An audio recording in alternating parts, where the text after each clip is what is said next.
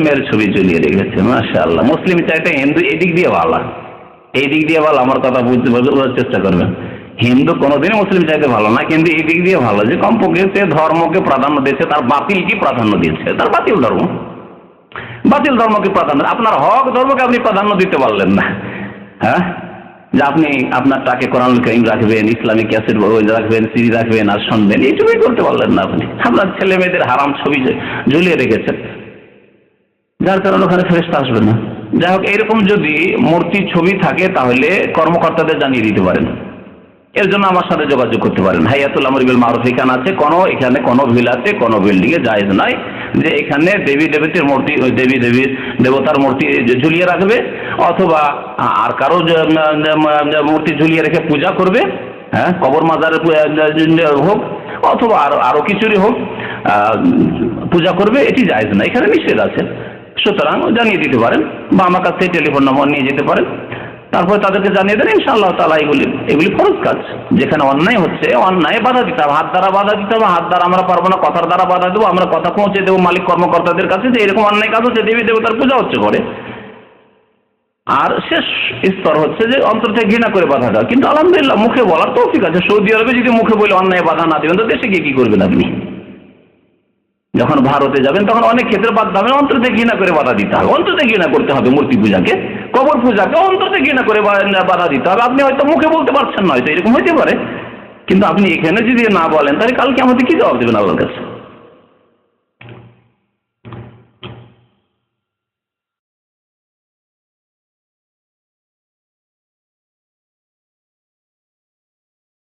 বলছে এটা আমি বাধা দিই, কিন্তু বাধা মানে না। বাধা মানবে কি? আপনি তো পাপ করেছেন, ছবি ঝুলিয়ে রেখেছেন।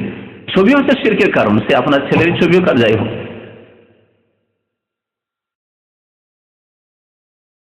ও আচ্ছা, ওই সেই মুসলিম ব্যক্তির কথা বলছেন। এখন মুসলিম ব্যক্তির জন্য হিন্দুকে দাওয়াত দিতে পারি না, কেন দাওয়াত দিতে পারবেন না? দাওয়াত দেন, ইসলামকে দেখবে, মুসলিমকে দেখবে না। ইসলাম কবুল করতে হবে, ইসলাম দেখে মুসলিম দেখে নাই। ইসলামের যে আদর্শ আমাদের কাছে আছে তাদের কাছে হিন্দু আদর্শ নেই। হিন্দু ধর্ম কি? হিন্দু ধর্ম দেবী দেবতার পূজার সমষ্টির নাম। হ্যাঁ, সুতরাং আদর্শ দেখেছে ইসলাম গ্রহণ করবে, ব্যক্তি দেখে না। এবং ইসলামিক সেন্টারে অমুসলিম থাকে তো নিয়ে আসার চেষ্টা করেন। এই অবস্থায় মানুষকে উপদেশ দেবেন যে মুসলিম ফাসেক ছবি ঝুলিয়ে রেখেছে, তাদেরকে উপদেশ দেবেন। আর অমুসলিম যে দেবী দেবতার ছবি ঝুলিয়ে রেখে যদি সেখানে প্রণাম করে, নমস্কার করে, আর যদি সকাল সন্ধ্যা যদি এইসব করে, তাহলে জানিয়ে দেবেন কর্মকর্তাদেরকে। জি, সাল্লাল্লাহু নবিয়িনা মুহাম্মদ ওয়া আলা আলিহি ওয়া সাহবিহি। বিসমিল্লাহির রহমানির রহিম। ومن أحسن قولا ممن دعا إلى الله وعمل صالحا وقال إنني من المسلمين.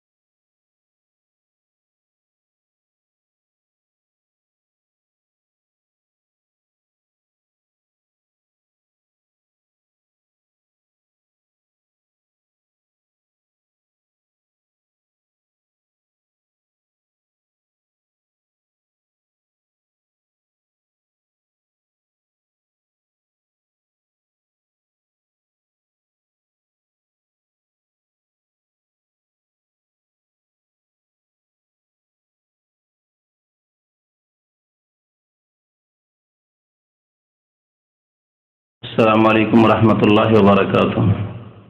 إن الحمد لله نحمده ونستعينه ونستغفره ونعوذ بالله من شرور أنفسنا ومن سيئات أعمالنا. من يهده الله فلا مضل له ومن يضلله فلا هادي له.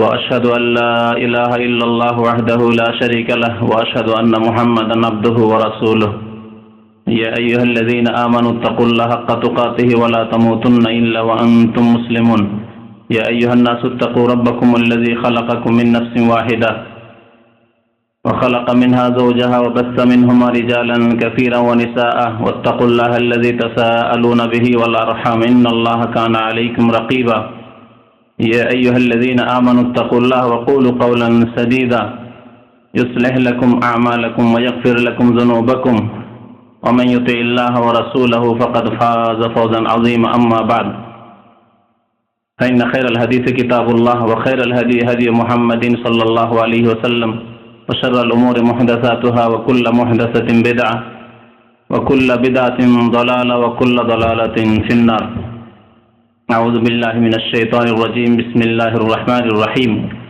والذين لا يشهدون الزور وإذا مروا باللغو مروا كراما মহান আল্লাহর সমস্ত প্রশংসা যে আল্লাহ পাক রব্বুল আলামিন আমাদের জন্য ভালো কাজ, ভালো কথা, ভালো বস্তুকে হালাল করেছেন এবং যেসব বস্তু, যেসব কথাই, যেসব কাজে আমাদের ক্ষতি সাধন করে সেসবকে আল্লাহ পাক আমাদের উপর হারাম করেছেন। তার একটি বিষয় হচ্ছে গান বাজনা। গত সপ্তাহে গান বাজনা সম্পর্কে আলোচনা হয়েছে এবং তাতে গান বাজনা যে হারাম এর পক্ষে 4টি দলিল পেশ করা হয়েছে। কোরআন থেকে এবং হাদিসেরও একটি দলিল পেশ করা হয়েছে। আজকে বাকি কয়েকটি দলিল প্রমাণ আপনাদের সামনে পেশ করব।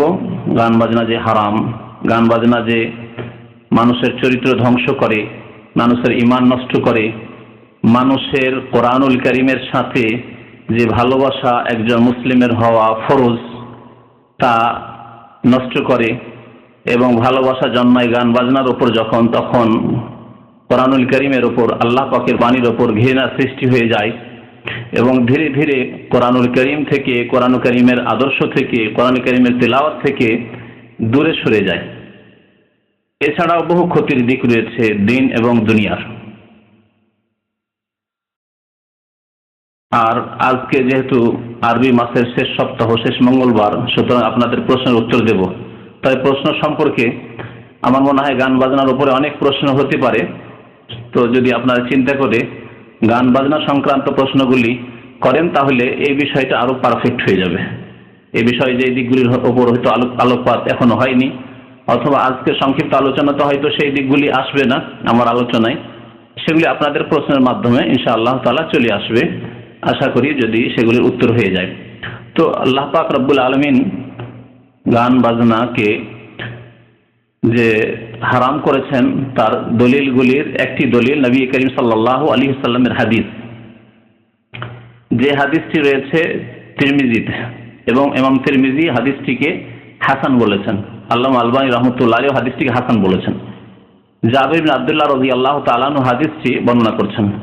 বলছেন নবী করিম সাল্লাল্লাহু আলাইহি ওয়াসাল্লাম একদিন আব্দুর রহমান বিন আউফ রাদিয়াল্লাহু তাআলা আনহুর হাতে হাত দিয়ে চলতে আরম্ভ করলেন। আখাযান নবী সাল্লাল্লাহু আলাইহি ওয়াসাল্লাম বিয়াদি আব্দুর রহমান বিন আউফ ফানতালাকা বিহি।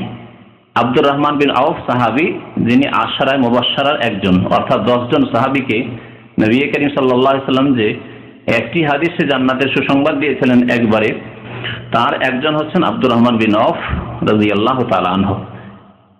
এবং উমর রাদিয়াল্লাহু তাআলা আনহু যে খেলাফতের দায়িত্ব দেওয়ার ক্ষেত্রে তারপরে 6 জনকে সদস্য বানিয়েছিলেন কমিটির, শুরা কমিটির, যারা নির্বাচন করবেন যোগ্য ব্যক্তিকে দেখে। জনসাধারণের উপর একেবারে ছেড়ে দেওয়া হয়নি, কারণ জনসাধারণ সবার বিবেক, বুদ্ধি, ঈমান এক রকমের নয়, বাছাই, নির্বাচন, মনোনয়ন এক রকমের নয়। সুতরাং একেবারে জনসাধারণের উপর ছেড়ে দেওয়া হয়নি। 6 জন বিশিষ্ট ব্যক্তি, তাদের অধিকাংশ ছিলেন আশরায়ে মুবাশশারা। 2 জন ছিলেন যারা খলিফা হয়েছেন, ওসমান রাদিয়াল্লাহু তাআলা আনহু এবং আলী রাদিয়াল্লাহু তাআলা আনহু। তাদের একজন হচ্ছেন আব্দুর রহমান বিন আউফ রাদিয়াল্লাহু তাআলা আনহু। তো আব্দুর রহমান বিন আউফ রাদিয়াল্লাহু তাআলার হাত ধরে নবী করিম সাল্লাল্লাহু আলাইহি ওয়াসাল্লাম যেতে লাগলেন এলা ইবনে ইব্রাহিম। নবী করিম সাল্লাল্লাহু আলাইহি ওয়াসাল্লামের এক পুত্র ছিল যার নাম ছিল ইব্রাহিম রাদিয়াল্লাহু তাআলা আনহু আলাইহিস সালাম।